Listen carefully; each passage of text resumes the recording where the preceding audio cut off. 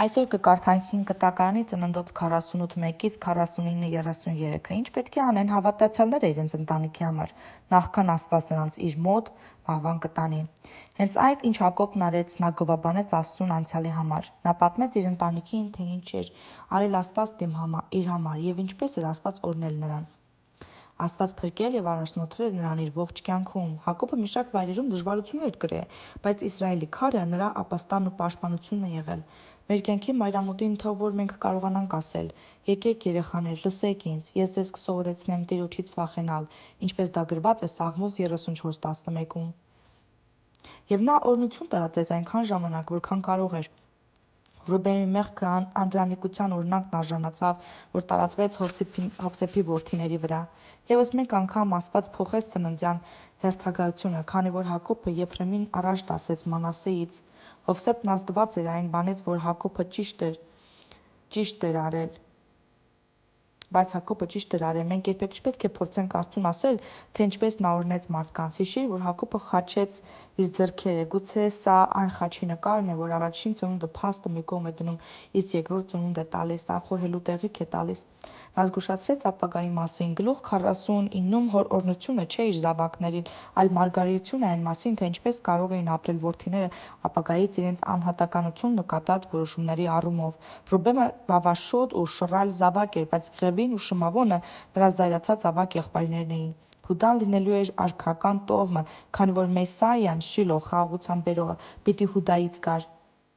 Հովսեփն այն խաղողի տունկն էր, որ բարձրանալով պատի վրայով բաժանեց հրեաներին ու հեթանոսներին։ Նրանք հետապնդեցին նրան եղբայրները, որոնք հաճախ պատահում էին նրանց հետ, ովքեր հատուկ օրհնություն են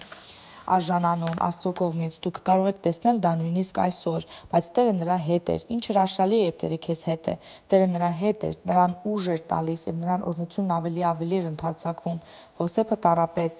իսկ նրա որդիները օրհնված էին Աստծո կողմից։ Ռուբենը մեղք գործեց, իսկ նրա որդիները կորցրեցին Աստծո օրհնությունը։ Իսկ այժմ կարդանք 5 կտակարանից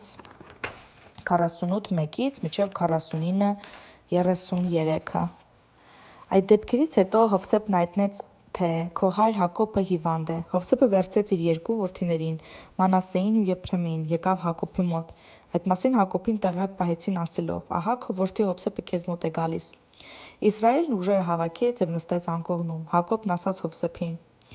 «Իմ Աստվածն ինձ երևաց լազում Քանանացիների երկրում, օրհնեց ինձ ու ասաց. ահա ես քեզ կաճեցնեմ, կբազմացնեմ քեզ, բազում ազգերի նախահայր կդարձնեմ։ Այս երկիրը քեզ կտամ իբրև հավիտենական ժառանգություն։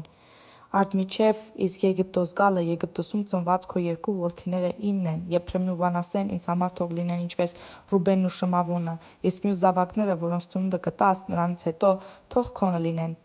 Նրանք իրենց ժառանգությունը ստանալու համար թող կոչվեն իրենց եղբայրների անվամբ։ Երբ ես գալիս էի ասորիների միջագետքից ու մի ասպարեզի չափ մոտեցել էի Քաբրատ երկրին, Քանանացիների երկրում մեռավ քո մայրը Ռաքելը, ես նրան թաղեցի ճանապարհին, երբ Փրաթ հաճը հասած, դա Բեթղեհեմն է։ Եվ Իսրայելը տեսավ Հովսեփի որդիներին, հարց տվեց. «Սրանք քո ի՞նչն են»։ Հովսեփը պատասխանեց. «Հորե, իմ որդիներն են, որոնք Աստված պարգևեց ինձ այստեղ»։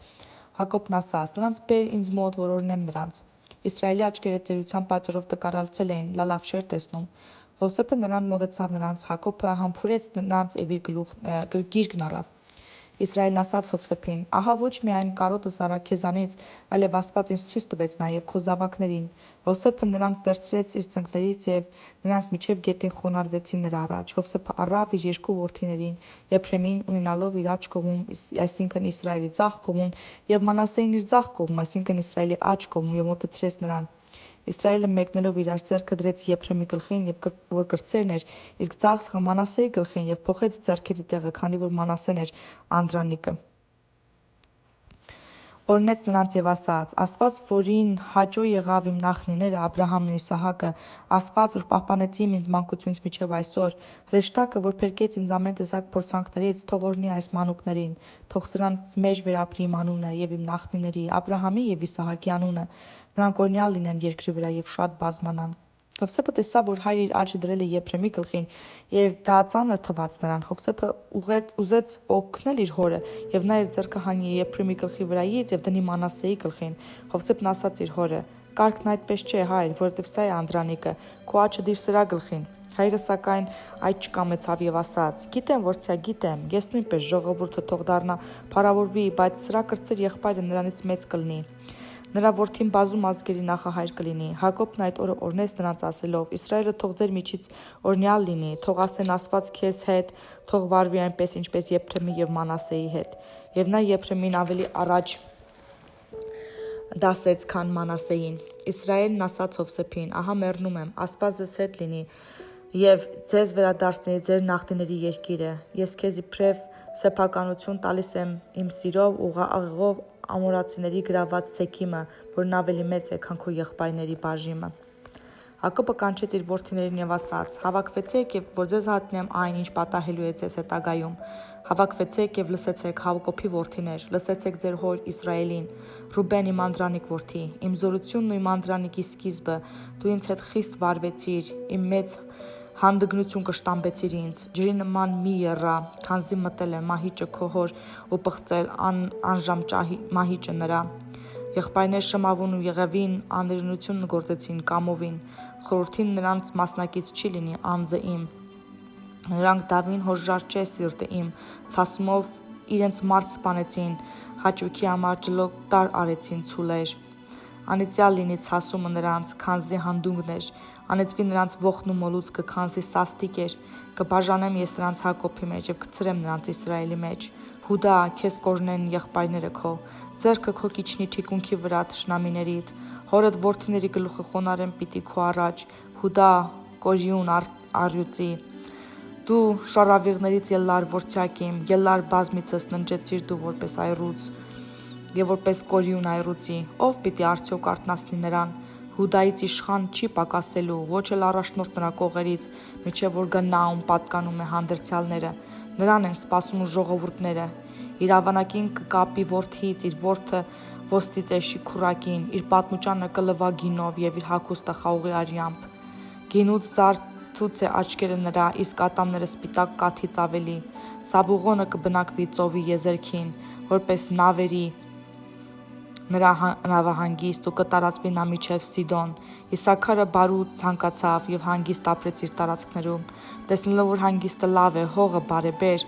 ուսերը դրեց աշխատանքի տակ ու դարձավ բարիք ստեղծող մի մարդ։ Դանը կդատի իր ժողովրդին Իսրայելի մեջ մեկ մարդու նման։ Դանը թող լինի օծ դարանակալ ճանապարհի վրա խայթելու համար ձի ու գարշապարն ու ցած գցելու հեծյալին նրա։ Մնալ սպասել տիրոջ փրկության, Գադ նավազակների ծուղակը կընկնի եւ ինքն էլ սակայն կհետապնդի ավազակներին, ասերի հացը առատ կլինի, իշխաններն են նրան պարենը կտան։ Նփթաղիմը բարձրաճյուղ ծառ է եւ իր բազում ճյուղերով գեղեցկություն է սփռում։ Փարքի բարձած որդյակ իմ Հովսեփ, որդյակ իմ դարձած դու նախանձելի, դարձիր դու ինձ մոտ որդյակ իմ մատաղ, բանսարգուները բամբասում էին, դանոփետում քեզ։ Նրա դեմ սիրով բողոքում էին աղեղնավորները, փշրեցին զորությամբ աղեղները նրանց ու թուլացան ջրերը նրանց բազուկների, Հակոբի հզոր Աստծո ձեռքով, նոր կողմից, ով զորացրեց Իսրայելին, Աստված քո հորը ու քեզ օգնեց Աստված իմ, նա օրհնեց քեզի վերուստ օրհնությամբ մին երկնային, ամեն ինչով լի երկրի որնությամբ, օրհնեց նաև ստինքն ու արգանդը, քո հոր օրհնությամբ ու մոր օրհնությամբ առավել ուժեղ, քան օրհնանքը հավիտենական լեռների, քան օրհնանքը հավիտենական բլուրների, իջնի թող գլխի վրա Հովսեփի ու գլխին նրա եղբայրների, որոնց առաջնորդեց նա, Բենյամին, հափշտակող գալ, առավոտյան իր որսն ուտող, երեկոյան պատառ բաշխող։ Այս բոլորը Հովսեփի որդիները 12 ցեղերն էին, սա է ահա ինչ որ նա խոսեց հայր իրենց հետ, նա յուրաքանչյուրին օրհնեց իրենց արժանի օրհնությամբ, նա պատվիրեց նրանց ասելով. Ես գնում եմ իմ նախնիների գիրկը, ինձ թաղեցեք իմ նախնիների մոտ, այն քարայրում, ուր Գետացի Եփրոնի ագարակում է, այն զույգ քարայրում, որ այդ դաշտում է, Մամբրեի կաղնու դիմաց, քանանացիների երկրում, այդ քարայրը Աբրահամը գնել էր Գետացի Եփրոնի Եփրև սեփական շիրիմավայր, այնտեղ էր թաղվել Աբրահամն ու նրա կնոջ Սառան, այնտեղ են թաղվել Իսահակին ու նրա կնոջ Ռեբեկան, այնտեղ է թաղել Լիային, սա ագարակի եւ նրա մեջ գտնվող քարայրի այն կալվածքն է, որ գնեց Քետի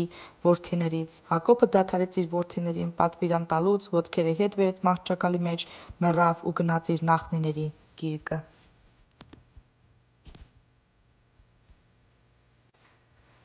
Իսկ հիմա կկարդանք նոր կտակարանից 15:29-ից մինչև 16:12-ը։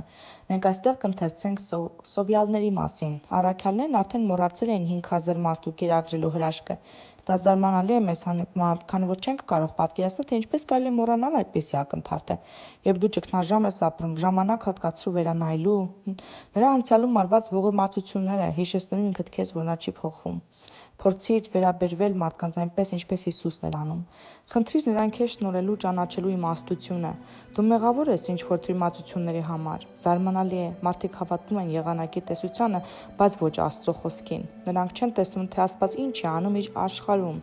Աչքերդ բացիր, Աստծուց իմաստություն խնդրիր նրա ծրագրերը հասկանալու համար։ Մեկ այլ թյուրիմացություն է կեղծ ուսմունքը։ Հիսուսը համեմատեց կեղծ ուսմունքը թթխմորի հետ։ Այն սկզբում փոքր ու աննշան է, բայց աննկատաճում է ու հանգեցնում է ամեն տեսակ բաների։ Միակ միջոցային հեռացնելն է։ Ահա այդ ամենը, որ կարող են գտնել նոր կտակարանի այս բաժնում։ Այժմ ընթերցենք նոր կտակարանի 15:29-ից մինչև 16:12-ը։ Երբ Հիսուսը մեկնելով այդ տեղից եկավ Գալիլեա ծովեզերքին և լեռը բարձրանալով նստեց այնտեղ։ Նրան մոտեցան բազում ժողովուրդ, նրանց մեջ կային կաղեր, կույրեր, համրեր,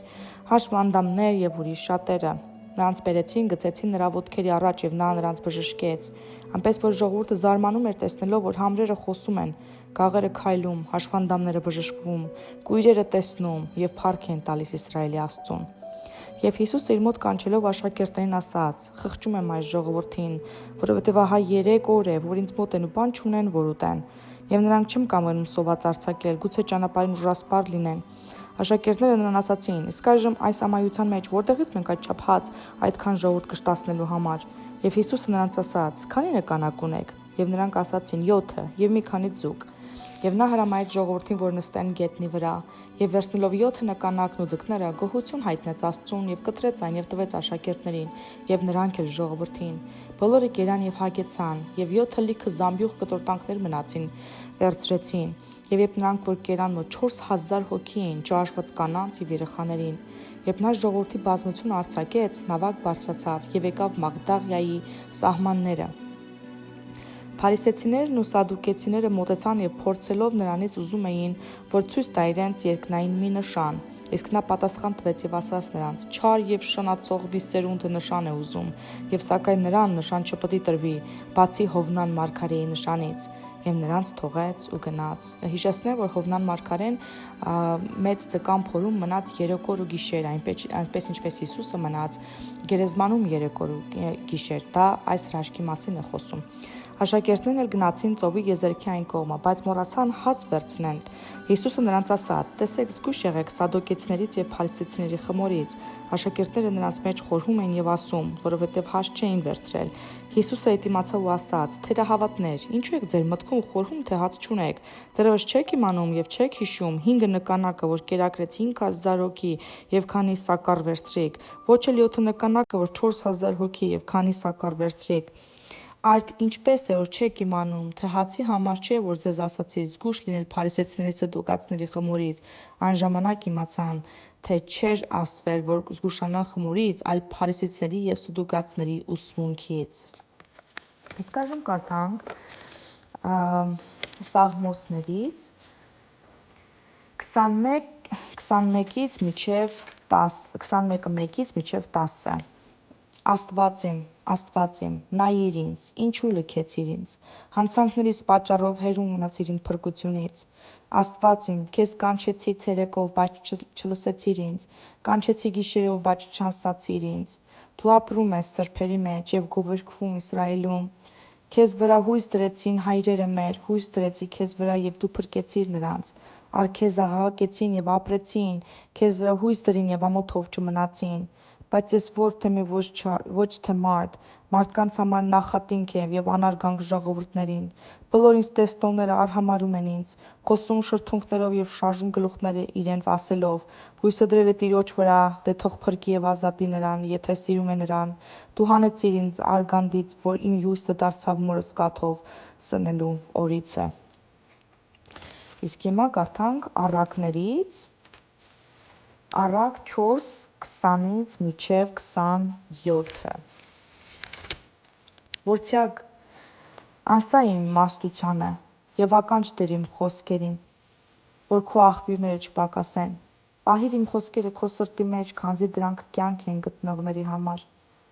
և բժշկություն ամբողջ մարմնի համար, ամենայն զգուշությամբ պահիր և պահպանիր քո սիրտը, որովհետև նրանից է բխում կյանքի աղբյուրը, հեռու վանիր ստախոսությունը քո բերանից և անիրավ շրթունքները հեռացրու քեզանից, թող քո աչքերը նայեն ուղիղ և քո թարթիչները արդարությամբ շարժվեն, քո ոտքերը ուղիղ շառավիղներ արա, որ քո ճանապարհները ուղիղ, մի խոտորվիր ոչ դեպի աջ և ոչ դեպի ձախ, ոտքդ ետ դարձրու չար ճանապարհից, դեպի աջ տանող ճանապարհները գիտե Աստված, բայց դեպի ձախ տանող ճանապարհները մոլոր են, և Աստված ինքն էլ կուղղի քո շավիղները և խաղաղությամբ քեզ կառաջնորդի քո ճանապարհով։ Այսօր այսքանը։